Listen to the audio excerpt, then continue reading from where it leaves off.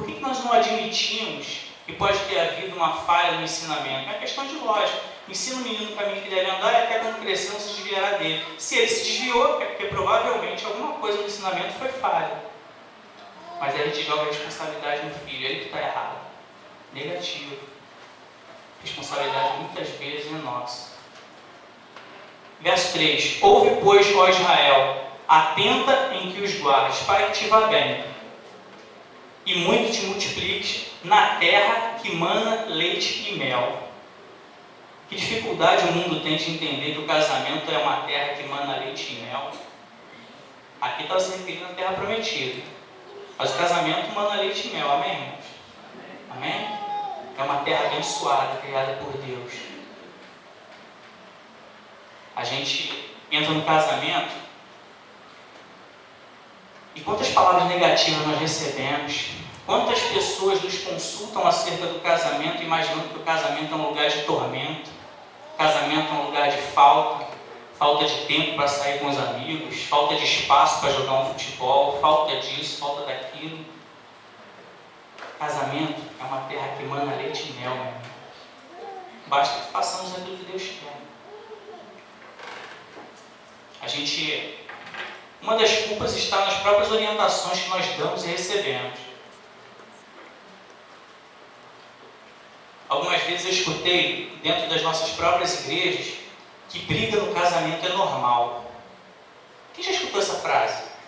Briga no casamento é normal, todo casal briga.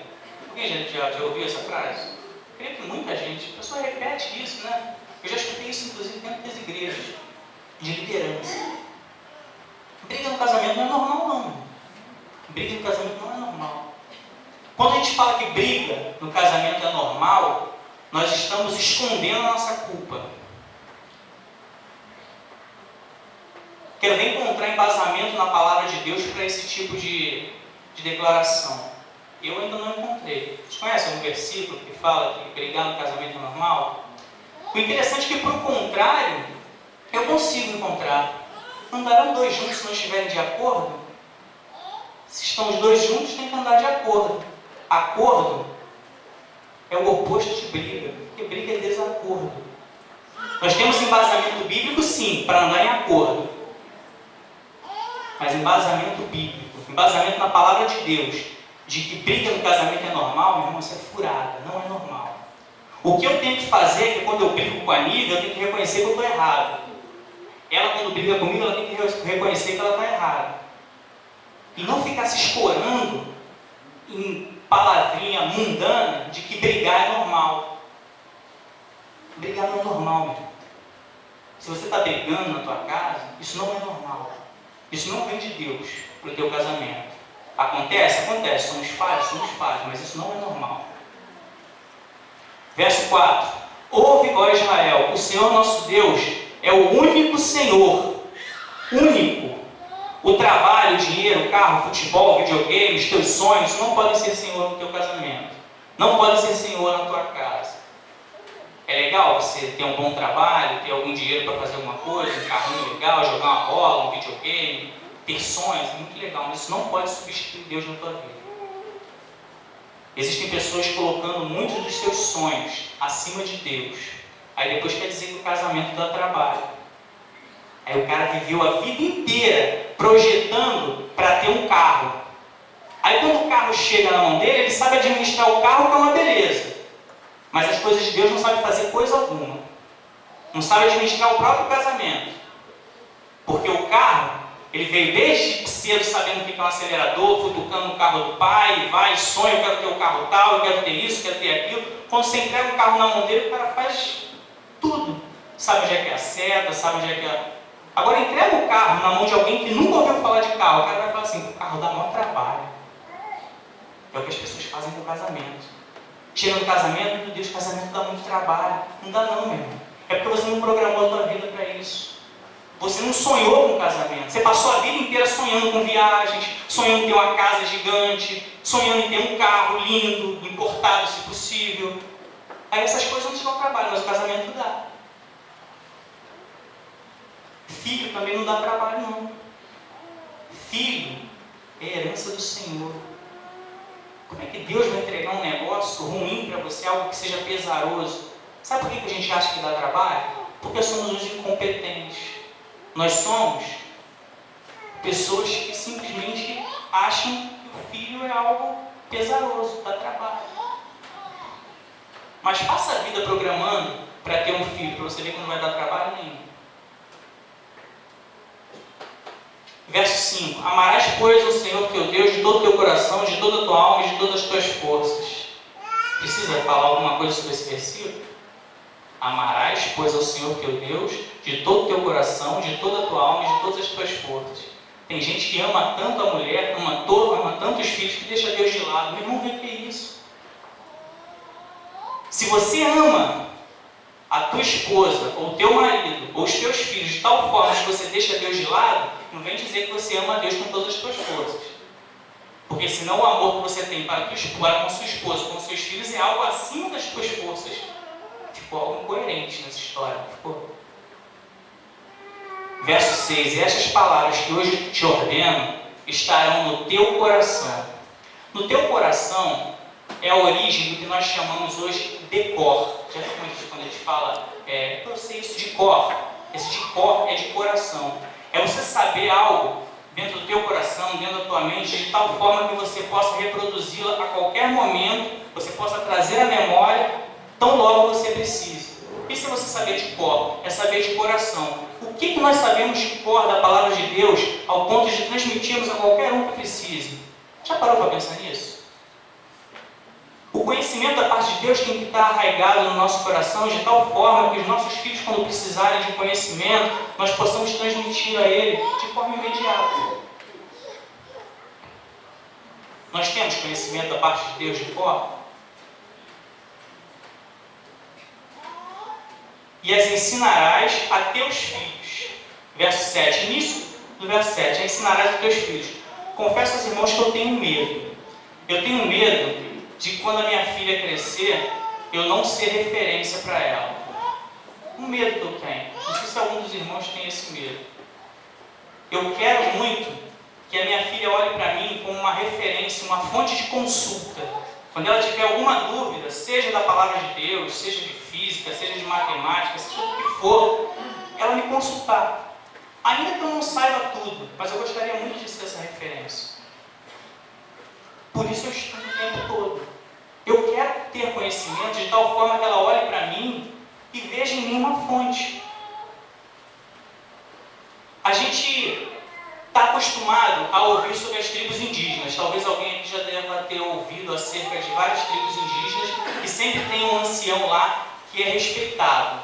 Já ouvi algumas pregações usando esse tipo de exemplo. Nós tínhamos que seguir os índios, fazer como os índios fazem, que respeitam os mais velhos. Mas tem uma diferençazinha. Não é só dizer que a gente tem que respeitar os mais velhos, não. Na tribo indígena, o mais velho realmente sabe mais do que os outros. Naquele contexto ali de conhecimento, ele sabe, ele entende dos astros, entende das plantas, entende de raízes, entende dos cultos religiosos que eles fazem. Então ele acaba sendo uma fonte de consulta, uma referência para os mais novos. Muitas vezes não é a nossa realidade. Nós, como mais velhos, às vezes nos limitamos a reproduzir algo que as pessoas reproduzem o tempo todo, como ditados populares, falas de novela. Aí a gente pensa assim, eu já estou velho para estudar, eu já não tenho mais idade para adquirir conhecimento para transmitir para os meus filhos. Irmãos, eu falei isso inclusive hoje para uma irmã na igreja de manhã. Eu conheço uma irmã uma senhora que fez faculdade de Direito após os 50 anos. Aproximadamente aos 55 anos ela concluiu a faculdade, prestou um concurso público e passou. Adivinha quem foi que me contou essa história? O filho orgulhoso. O filho dela contou para mim, todo orgulhoso, a façanha da mãe dele. Aí a gente vai vir querer dizer que a idade já passou? Eu com 30 e tantos anos não tenho mais tempo para estudar? Eu com 40 e poucos anos, 50 e poucos anos não tenho mais tempo para estudar? Podemos sim. Deixa eu abrir um parênteses aqui para honrar meu sogro. Cadê ele? Cadê o senhor aqui na frente, no vídeo de azul aqui? Por diversas vezes, não tem necessidade de, carinho não, porque ele já me cedeu a minha esposa, então o que eu faço agora é de coração mesmo. Por diversas vezes eu chego lá na casa dele, sabe o que ele está fazendo? Está estudando. Estudando a palavra de Deus, livros, fica lá sentadinho no sofá dele lá, ó. Às vezes a gente chega até para atrapalhar, né? Mas está lá estudando. Sabe por que isso é importante? Porque ele é uma referência para a gente. A Nívia, de vez em quando, liga para ele, ou pessoalmente, chega para ele: pai, o senhor sabe onde é que está escrito isso, isso e isso? Pai, o senhor sabe sobre isso, isso e isso? Geralmente coisas da Bíblia, porque ele está sempre lendo a palavra. Aí olha só o que é mais interessante ainda. A Nívia é formada em teologia, o seu Cruxó não. O título não é nada diante do conhecimento. O fato dela ter teologia, ser formada lá no Seminário Teológico Betel, não significa nada se ela não tiver o conhecimento. E nesses momentos, quem é que tem o conhecimento? É o ancião, é o mais velho. Por que nós não tratamos da nossa família dessa forma? Alguns aqui conhecem o meu pai. Ele foi acometido de mal de Parkinson. A vida dele praticamente desmoronou. E eu via ele sem adquirir conhecimento. Sabe o que eu fiz? Perguntei para ele: pai, qual o conteúdo aí que o senhor gostaria de ler, algo que o senhor gosta de saber? Aí, gosto de saber do Rio de Janeiro. Rio de Janeiro, história do Rio de Janeiro. Eu fui lá, comprei um livro do Rio de Janeiro e entreguei para ele. Esse me deu um orgulho o dia que ele falou para mim assim: Glauco, terminei de ler o livro.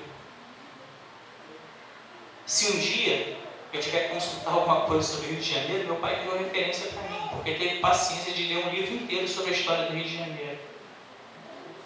Por que não viramos referência para os nossos filhos? O verso 7 continua: e falarás sentado em tua casa e andando pelo caminho, ao deitar-te e ao levantar-te. Falarás sentado em tua casa, andando pelo caminho, ao deitar-te e ao levantar-te. Falar o tempo todo. Ao deitar-te, pelo caminho, ao levantar-te. Nós estamos prontos para falar para os nossos filhos, ou na nossa casa, para a nossa esposa, no caso das esposas, falar para os maridos, na hora de levantar, na hora de deitar, quando estiver caminhando. Que preguiça é essa que nos impede de buscar conhecimento da palavra de Deus? Sabe o que nós fazemos? Pegamos um potinho de Yakult e entregamos para os nossos filhos. Aí o que o filho vai fazer? Vai tomar o potinho de Yakult, certo? Alguém tem dúvida que o filho vai tomar o pote de Yakult? Ele vai tomar o pote de Yakult. Aí chega uma pessoa e pergunta para você: por que você está dando Yakult para o teu filho? Aí você vai responder: porque é bom, Yakult faz bem, tem lactobacilos vivos. Aí o teu filho vai virar para você e pergunta assim: pai, mãe, o que é o lactobacilo? Aí você: toma esse Yakult aí, meu filho. Irmãos, nós estamos entregando para os nossos filhos aquilo que nós nem sabemos o que é. Pode continuar dando Yakult, Yakult faz bem, é verdade, não tem problema nenhum não, pelo contrário, tem muitos benefícios. Mas a gente não sabe. Aí o médico passa um medicamento, aí você vai, compra o medicamento, dá para o teu filho, nem sequer lê a bula. Mas o médico estudou, ele sabe o que ele está fazendo. Se o médico sabe o que está fazendo e não precisa ler a bula, por que o remédio vem com bula? A gente entrega para os nossos filhos aquilo que nós não sabemos. Na vida espiritual é a mesma coisa. Reproduzimos personagens de novela, mas não reproduzimos a palavra de Deus. Chega na Páscoa, damos ovinho de Páscoa, coelhinho para lá, coelhinho para cá. Chega no Natal, Papai Noel. A palavra de Deus fica de lado. Irmãos, eu tenho vergonha da Páscoa. Tenho vergonha. Você não tem vergonha, não? Não da Páscoa bíblica, não. Mas isso que estão fazendo aqui. Se você chegar lá em casa, qualquer dia, e falar assim, Glauco, me dá um pedacinho de chocolate aí. Tem chocolate lá na geladeira. Sempre tem chocolate lá. Minha amiga é viciada em chocolate. Mas na Páscoa eu não gasto meu dinheiro com ovo. Não gasto. Dinheiro de um ovo. Você compra uma barra de 2 quilos de chocolate. O tempo todo tem chocolate. Mas ovo eu não compro, não. Já explicou para o teu filho o que é a Páscoa? A Páscoa é passagem. É a passagem do anjo do Senhor sobre aqueles que estavam cobertos pelo sangue, que vai se reproduzir lá em Jesus Cristo. Teu filho sabe disso? Mas ele sabe o que é um ovo. E é mais engraçado ainda que as escolas, para tentar defender a história do ovo, tem toda uma teoria, né? Não, o ovo simboliza o nascimento. Irmãos, não tem nada a ver com a palavra de Deus. Nada. Aí chega no Natal, já tive a oportunidade de passar natais em casas de familiares diferentes, passar aquele tempo inteiro e não se mencionar Jesus Cristo. Não se falar de Jesus Cristo no Natal. Olha que absurdo que nós chegamos. Claro que de uns anos para cá eu mudei. Qualquer Natal que eu chego em algum lugar, tem que se falar. Se alguém não falar, eu vou falar de Jesus Cristo. Inclusive no trabalho. Às vezes eu tive serviço Natal. Tem que reunir o pessoal, só Jesus Cristo nasceu, isso, aquilo. Aí o que a gente faz? Passa o ano todo sofrendo no trabalho, compra um presentinho até tem um pouquinho a ver com o Natal, né? Jesus Cristo recebeu o presente dos reis lá, tal. Mais ou menos. Aí você vai e compra um presente para o teu filho. Ensina para ele que foi Papai Noel que deu. Toda a honra pelo esforço do teu trabalho durante aquele ano para comprar aquele presente caro, você entrega nas mãos de um ser barbudo, barrigudo, com uma roupa vermelha. E o teu filho durante um bom tempo acredita que recebeu aquilo do Papai Noel. Cadê o conhecimento da palavra de Deus para ser transmitido de pai para filho, meu irmão? Por que a gente deixa as coisas de Deus de lado? E a gente vai deixando de tal forma que os filhos vão crescendo e transmitem esse conhecimento errado para os filhos, e para os filhos depois a gente quer exigir: honra teu pai e tua mãe. Vai honrar como se ele não conhece nada da palavra de Deus? Eu tenho um amigo chamado Décio. Homem de Deus, abençoado, me ensinou muito com um testemunho muito simples. Certa vez eu estava estudando para um determinado concurso e um colega meu estava estudando para um concurso semelhante, um amigo chamado Flávio. O Flávio, quando fez a prova dele, eu falei: Flávio, amanhã traz a prova para a gente resolver aqui. Não tinha saído o gabarito ainda. Traz aí para a gente resolver. Eu estava estudando também, a matéria é parecida. O Flávio trouxe e a gente começou a resolver a prova. Eu falei: pô, isso aqui deu mole, isso aqui é assim, assado e tal. Pô, isso aqui tu acertou, legal. Aí eu fui corrigindo. Tinha hora que eu não sabia resolver a questão. Aí o Décio vinha e me explicava. Pô, isso aí se metia na conversa. Não, isso aqui é só fazer isso, isso, isso. Aí, legal, isso aí mesmo. Aí continuava: ó, isso aqui tu acertou, Flávio, legal. Ó, isso aqui tu errou, tem que fazer assim, assim e tal. Aí daqui a pouco ele empacava de novo. Aí o Décio se metia: não, isso aí é só fazer isso, isso, isso. A terceira vez eu tive que perguntar para ele. O Décio era bem mais velho que eu na época e hoje também. Bem mais velho que eu. E eu perguntei: Décio, por que você sabe essas coisas? Você está estudando para alguma prova, alguma coisa? Aí ele: não, eu estudo para ensinar para minha filha. Minha filha está no 2º grau e eu pego os livros dela, estudo ali e depois eu passo para ela. Que exemplo de vida, meus irmãos. Que abnegação. Que dedicação aos filhos. Ele não tinha pretensão nenhuma naquele conhecimento que ele tinha, e tinha muito conhecimento. Porque se eu já tinha aprendido alguma coisa, ele sabia ainda mais do que eu. E só sabia para passar para a filha. Mais tarde eu vim saber que nem filha dele ela era. Era filha da esposa, era enteada. Que amor é esse, meu irmão? Que dedicação é essa? Nunca vou esquecer a vida do Décio. Nunca. Esse testemunho falou muito no meu coração. Para a gente finalizar, irmão, abre rapidamente em Êxodo capítulo 14.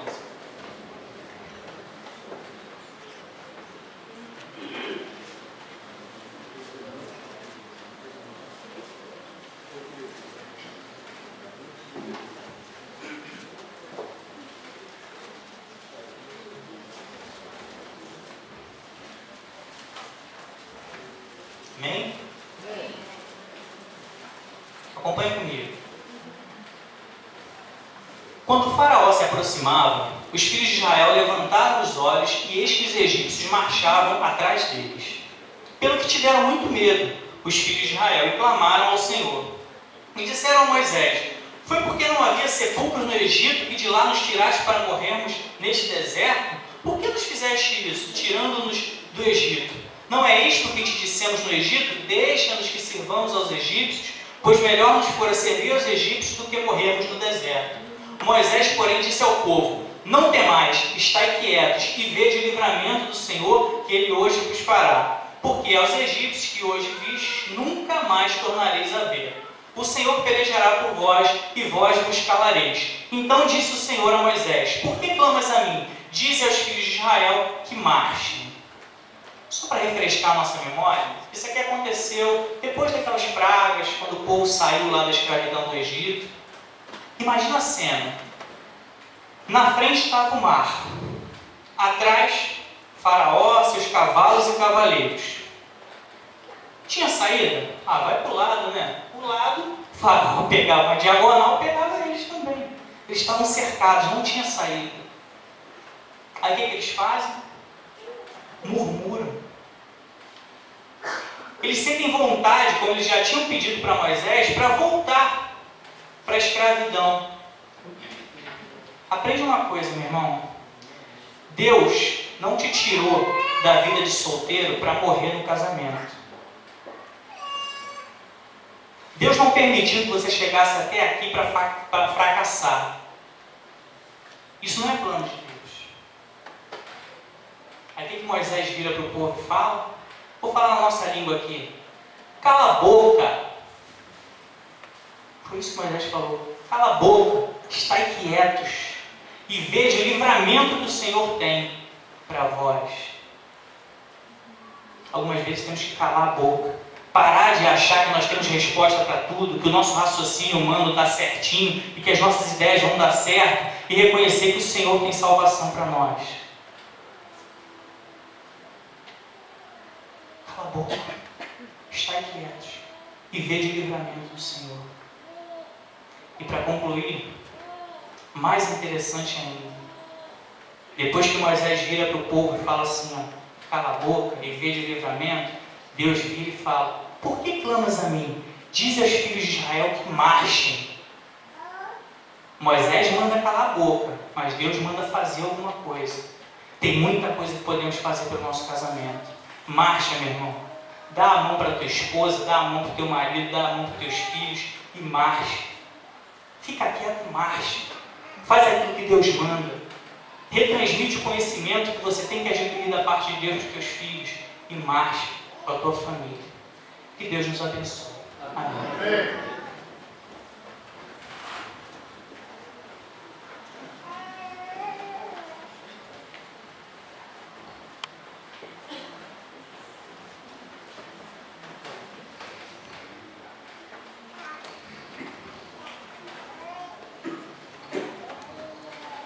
Depois dessa reflexão, nós vamos ouvir inspiração musical com a Lívia e a sua banda de novo.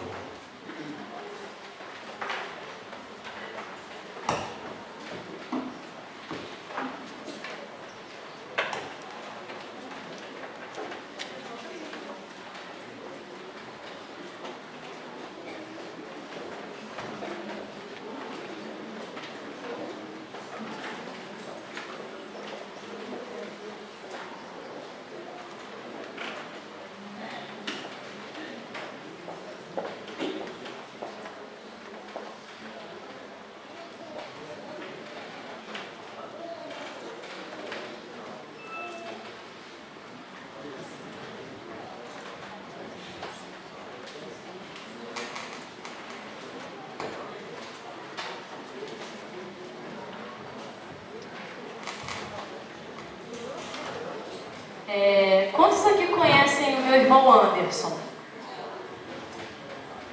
Só isso ou o pessoal ficou com preguiça de levantar a mão? Quantos aqui conhecem o meu irmão Anderson? Essa canção que estaremos louvando ao Senhor, foi ele quem escreveu. E eu esqueci de falar, irmãos, desculpa. Estou no processo de gravação de CD. E essa é uma das músicas que estarão sendo compostas no CD. Então, para os irmãos matarem a saudade do meu irmão, eu estou com muita saudade do meu irmão. Estarei cantando essa canção. E os irmãos, se aprenderem pelo meio do caminho, pode tentar cantar comigo, tá, irmãos? Vamos ficar de pé, vamos louvar o Senhor. Eu esqueci, geralmente eu trago a letra, eu esqueci de trazer a letra para os irmãos, me perdoem, fico na falta, mas é muito fácil. Então, aprendendo, os irmãos podem cantar. E mesmo que ainda gaguejando, pode cantar assim mesmo. O importante é louvarmos ao Senhor, adorarmos a Deus. Porque a canção diz: meu amado Jesus. O Senhor Jesus é nosso amado. Amém, irmãos? Amém. Vamos louvar a Deus.